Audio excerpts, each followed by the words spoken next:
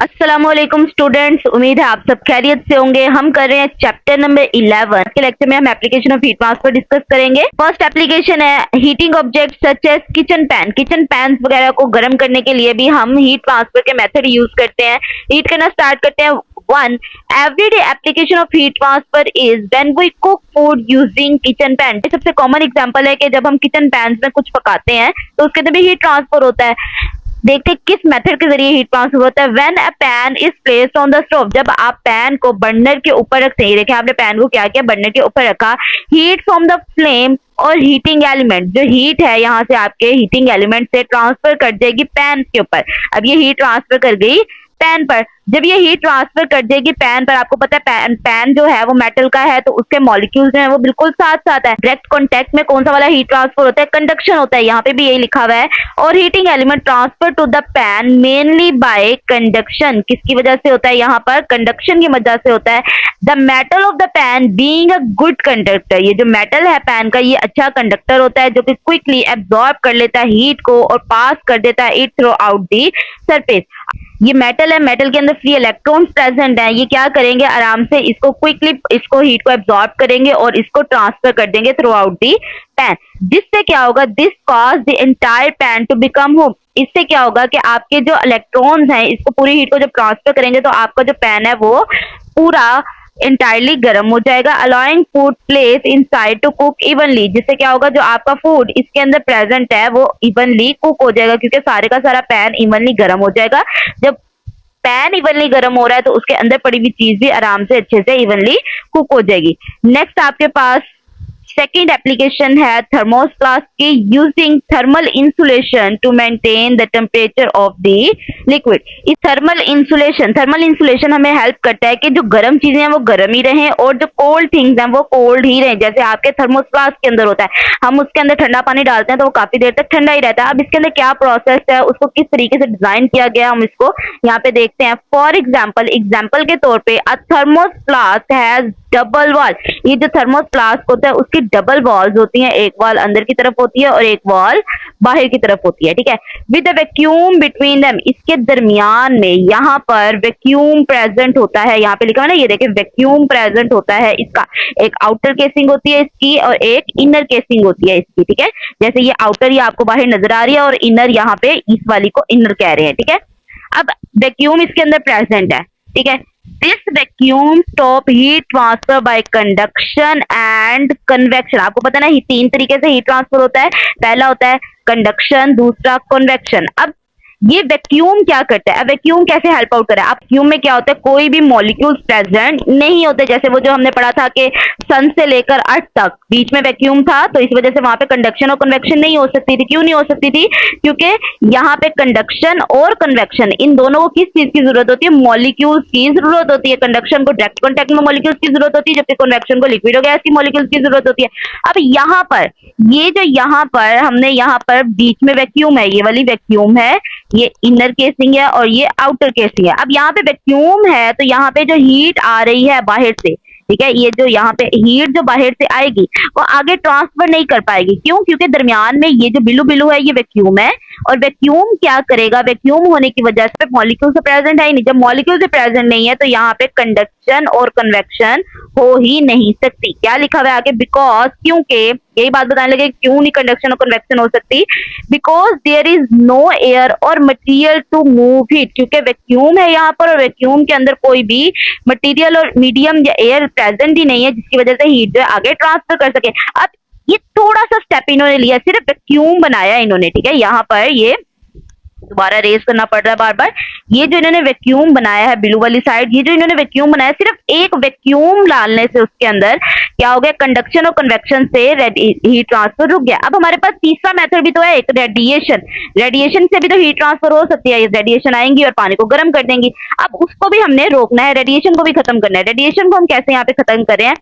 The inside wall of flask, जो inside wall है flask की, are coated with reflective layer. जो inside wall है इसकी फ्लास्क की वो सिल्वर कोटिंग की जाती है उसके ऊपर। देखो आपने पढ़ा था कि जो सिल्वर होती है, सिल्वर कोटिंग होती है, सिल्वर कलर होता है, सिल्वर सरफेस होती है, वो बैड अब्जॉर्बर और इमीटर होती है रेडिएशन की, हमने पीछे पढ़ा था ना डल ब्लैक सरफेस और सिल्वर पॉलिश सरफेस का, उसके अंदर हमने क्या पढ़ा था कि जो सिल्वर कोटिंग या सिल्वर सरफेस होती है वो पुअर एब्जॉर्बर होती है। तो हमने क्या किया, यहाँ पर जो अंदर वाली साइड है आपकी प्लास की उसको सिल्वर कोटिंग कर दिया, यानी कि यहाँ पर देखो ये वाली जो साइड है ना, ये वाली इनर कोटिंग है इसकी, ये वाली जो इनर कोटिंग है इसको क्या कर दिया हमने, सिल्वर कलर का कर दिया, ताकि जो रेडिएशन आए, जब रेडिएशन आएंगी तो ये जो सिल्वर कोटिंग है उसको रिफ्लेक्ट कर देगी, ना तो ये अब्सॉर्ब करेगी अच्छे तरीके से, ना तो ये इमिट कर सकती है सिल्वर कोटिंग।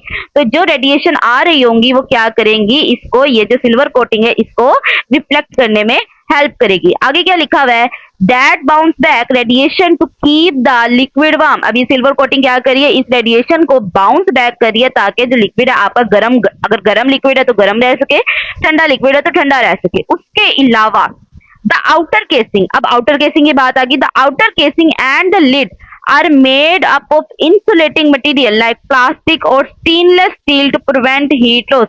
अब ये जो बाहर वाली कोटिंग है ना, ये जो बाहर वाली कोटिंग है इसको भी उन्होंने किस चीज का बनाया, इंसुलेटर का बनाया है, ताकि जो इंसुलेटर वो होते हैं जिसके अंदर से हीट कंडक्ट ना कर सके, या स्टेनलेस स्टील का बनाते हैं ताकि जो हीट है वो कम से कम लॉस हो और कम से कम अंदर जाए हीट और कम से कम अंदर की हीट बाहर जाए।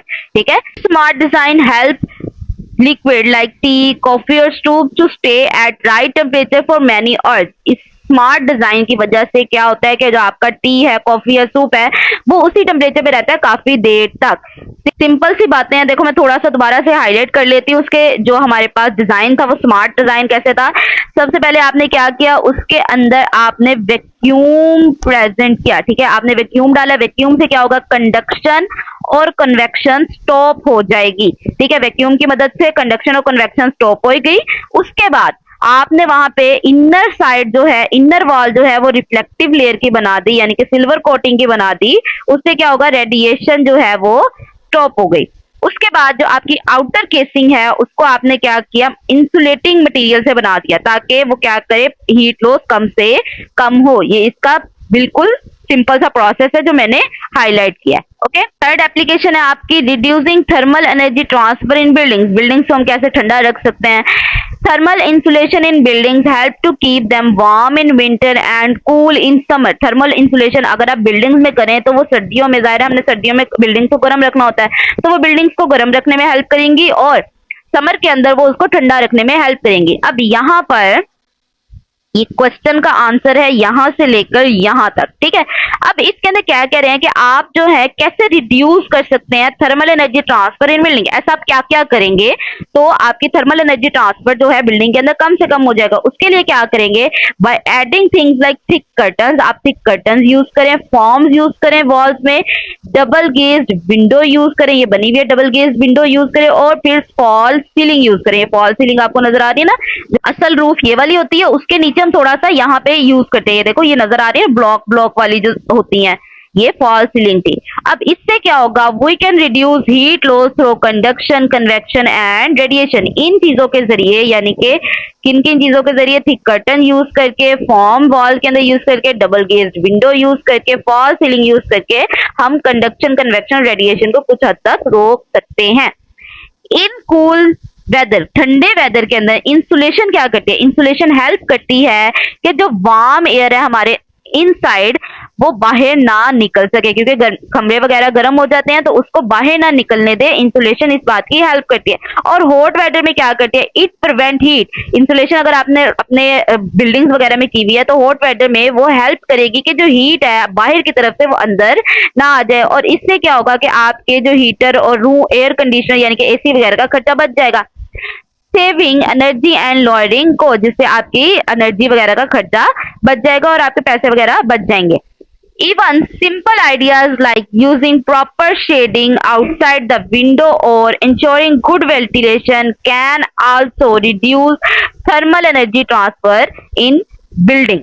ठीक है, अब यहाँ पे मैंने आगे वाला क्यों नहीं पढ़ा, क्योंकि आगे लाइन ही नहीं दी हुई, तो खुद से लाइन बनाई है यहाँ पे। कैन के आगे खुद बनाओ, can reduce thermal energy transfer in building. Okay, अब यहाँ पे करना क्या क्या, मैंने आपको सारा पढ़ाया, बट आप करोगे क्या क्या, जो इंपॉर्टेंट बात है आप ये वाली चीजें कर लेना। ये सबसे पहले आपने शुरू करना है यहाँ से, यहाँ से बाय एडिंग से लेकर यहाँ तक यूज कर लेना है आपने।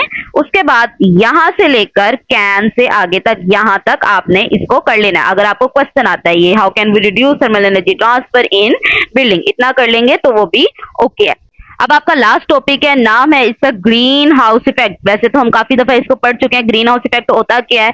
द ग्रीन हाउस इफेक्ट, सबसे पहले डेफिनेशन है यहाँ पे, the greenhouse effect refer to the process by which earth atmosphere trap some of the heat, sun heat, maintaining a temperature that is suitable for life. Without this effect, greenhouse effect के बगैर the planet would be too cold to support life as we know it. यहाँ तक आप इसकी करेंगे definition. अब इसकी definition में कहा क्या? इसकी डेफिनेशन में कहा है कि ग्रीन हाउस इफेक्ट एक ऐसा प्रोसेस है जिसमें अर्थ का एटमॉस्फेयर क्या करता है? ट्रैप करता है। अर्थ का जो एटमॉस्फेयर है वो सन की हीट को ट्रैप कर लेगा। वो ट्रैप क्यों करेगा? ट्रैप इस वजह से करेगा ताकि हमारी जो अर्थ के ऊपर जो जिंदगी है वो मामूल के मुताबिक चलती रहे और वो हमारी अर्थ बहुत ज्यादा ठंडी ना हो जाए। अब देखो यहाँ पर अगर मैं ग्रीन हाउस इफेक्ट देखूं, ये हमारी अर्थ है, ठीक है। अर्थ के ऊपर जो गैसेस होती हैं वो एक लेयर बना लेती हैं। अब ये रेडिएशन सन से आई, जब ये रेडिएशन सन से अर्थ पर आएंगी, अर्थ में जो चीजें हैं वो इसको रेडिएशन को एब्जॉर्ब करेंगी और जब इसको इमिट करेंगी तो क्या होगा? कुछ रेडिएशन बाहर चली जाएंगी लेकिन कुछ रेडिएशन इन इन्वेलप से, ये जो हमारे पास गैसेस का इन्वेलप बना था, उस इन्वेलप से रिफ्लेक्ट होकर हमारी अर्थ पर क्या हो जाएंगी? वापिस आ जाएंगी। तो उससे हमारी अर्थ पे जो हीट है वो ट्रैप होके रह जाएगी। अब यहाँ पे ये हम जो है ग्रीन हाउस को टेम्परेचर रेगुलेशन के लिए भी यूज करते हैं। क्या है यहाँ पर? Temperature regulation in green house effect के अंदर टेम्परेचर कैसे रेगुलेट करता है? क्वेश्चन यहाँ पे लिखा हुआ है, how is the temperature controlled inside a green house effect. Green house के अंदर हम टेम्परेचर कैसे रेगुलेट करते हैं? ग्रीन हाउस इफेक्ट में यहाँ पे एक शील्ड लगाई हुई होती है हमने और उसके अंदर हमने प्लांट्स वगैरह ग्रो किए हुए होते हैं। बाहर बहुत ज्यादा ठंड है, फॉर एग्जाम्पल ये मौसम, ये बेसिकली ठंड वाले मौसम के अंदर यूज किया जाता है जहाँ पे पौधों को तो जाहिर है ठंडा अगर मौसम देंगे तो वो तो मुरझा जाएंगे। तो यहाँ पे क्या होता है? ये जो हीट आती है हमारे पौधों के पास वो उसको अब्जॉर्ब करते हैं। अब्जॉर्ब करके जब ये बाहर निकलते हैं तो रेडिएशन जो है वो इसको कुछ रेडिएशन को बाहर निकलने दे देती है, ये जो इन्वेलप है, और कुछ रेडिएशन को अंदर की तरफ ही ट्रैप कर देती है। जब ये ट्रैप हो जाती है तो इससे क्या होता है कि हमारी यहाँ पर ये जो अंदर की तरफ जहाँ पे पौधे लगे हुए हैं वहां पे टेम्परेचर आहिस्ता आहिस्ता इंक्रीज कर जाता है और वहां पे ज्यादा ठंडक नहीं होती। अब यहाँ पे हम रीड करते हैं इसको, यहाँ से क्या लिखा हुआ है? The sun emit both short wavelength light and ultraviolet radiation and long wavelength thermal radiation. अब यहाँ पे जो अर्थ सन हमारी रिलीज कर रहा होता है रेडिएशन, वो क्या होती है? वो शॉर्ट वेवलेंथ की भी होती है। अब वेवलेंथ क्या होता है? ये वेव है आपकी, ठीक है। यहाँ क्रस्ट से क्रस्ट तक, ये ऊपर वाले पॉइंट्स को क्रस्ट कहते हैं, क्रस्ट से क्रस्ट तक का डिफरेंस इसको भी आप वेवलेंथ कहते हैं। और ये नीचे वाले पॉइंट्स अगर ट्रफ कहलाते हैं तो ट्रफ से ट्रफ तक का डिस्टेंस भी क्या कहलाता है? वेवलेंथ कहलाता है। ये सन है वो रेडिएशन इमिट करता है जिसकी वेवलेंथ कम भी होती है और कुछ रेडिएशन इमिट करता है जिसकी वेवलेंथ ज्यादा भी होती है। अब क्या होगा? Transparent material such as glass और प्लास्टिक, ये जो इन्वेलप नीचे बनाया हुआ था ना ऐसे हाउस किस्म का, वो ग्लास या प्लास्टिक से बनाया जाता है। अब ये क्या करते हैं? ये जो मटेरियल है, ट्रांसपेरेंट मटेरियल है जैसे ग्लास और प्लास्टिक, ये क्या करते हैं? ये शॉर्ट रेडिएशन को अलाउ करते हैं टू पास, ये शॉर्ट रेडिएशन को बाहर निकलने के लिए अलाउ कर देते हैं, बट ब्लॉक कर देते हैं लॉन्ग वेवलेंथ की इंफ्रारेड रेडिएशन को। ये लॉन्ग वेव की इंफ्रारेड रेडिएशन को ब्लॉक कर देते हैं और बाहर जाने नहीं देते। This create a heat trap inside the greenhouse effect, जिससे अब देखो ये रेडिएशन अंदर आई, अब रेडिएशन एक निकली लॉन्ग वेवलेंथ वाली और एक निकल गई शॉर्ट वेवलेंथ वाली, ठीक है। अब यहाँ पर ये क्या करें? ये जो लॉन्ग वेवलेंथ वाली निकली है ना वो क्या करेगा? इसको ट्रैप कर देगा, यानी कि इसको बाहर निकलने देगा और शॉर्ट वेवलेंथ वाली को बाहर निकलने दे देगा। अब ये लॉन्ग वेवलेंथ वाली क्या करेगी? ये बाहर तो निकली नहीं, तो ये रिफ्लेक्ट होकर वापस उसी जगह पर आ जाएगी।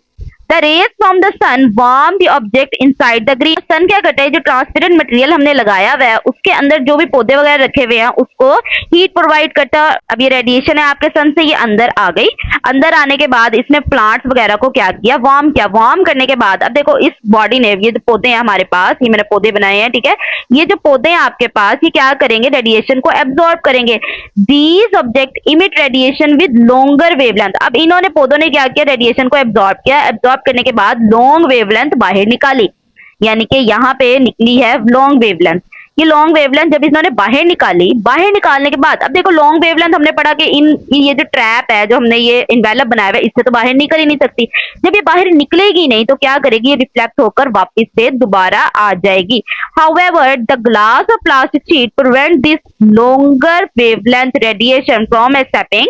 ये जो लॉन्ग वेवलेंथ है इसको बाहर नहीं निकलने देती, इसी वजह से ये रिफ्लेक्ट हो जाती है back into the green house and maintain a warm environment that benefit plant growth. अब देखो जितना, अब रेडिएशन तो बिल्कुल भी बाहर नहीं निकली, जब गर्मी बाहर निकल ही नहीं रही तो क्या होगा, वो वाला एरिया जहां पे हमने ये शीट वाला इन्वेलप लगाया हुआ है उस वो एरिया गर्म होना आहिस्ता आहिस्ता स्टार्ट हो जाएगा।